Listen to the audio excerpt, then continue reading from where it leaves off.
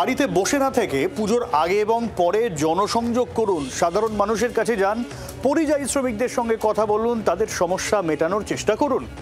3 জেলার সঙ্গে সাংগঠনিক বৈঠকে আজকে হোম টাস্ক দিয়ে দিলেন অভিষেক বন্দ্যোপাধ্যায়। কিন্তু গোষ্ঠীদ্বন্দ্ব নিয়ে কোনো কথা হলো কি? মুখে রা কাটলেন না 3 জেলার নেতারা।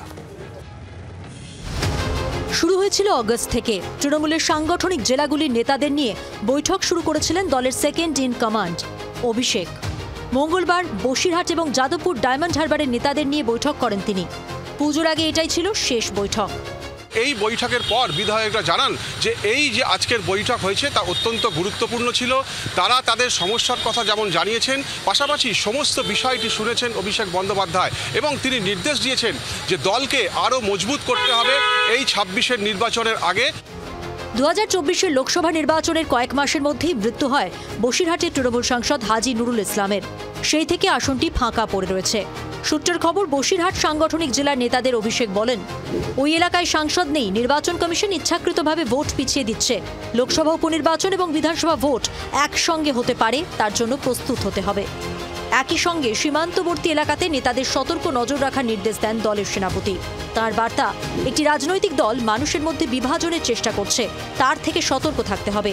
সমস্ত সম্প্রদায়ের মানুষ যাতে পুজোর সময় একসঙ্গে উৎসব উদযাপন করতে পারে সেদিকে নজর দিতে হবে।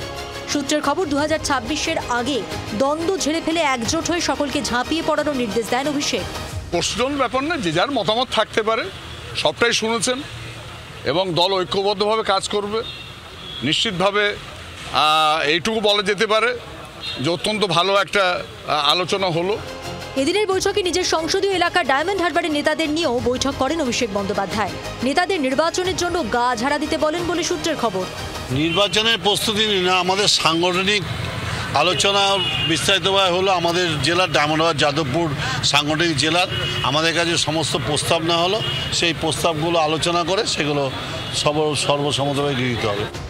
সামনেই পুজো, উৎসবের সময় নেতাদের জনসংযোগ জোরদার করার নির্দেশ দেন অভিষেক বন্দ্যোপাধ্যায়। সূত্রের খবর, তিনি জানান, বাড়িতে বসে না থেকে পুজোর আগে এবং পরে প্রতিটি বাড়িতে প্রচার করতে হবে। পাড়া সমাধান কর্মসূচিতে জোর দিতে হবে। কেন্দ্রের বঞ্চনার বিরুদ্ধে প্রতিবাদ করতে হবে।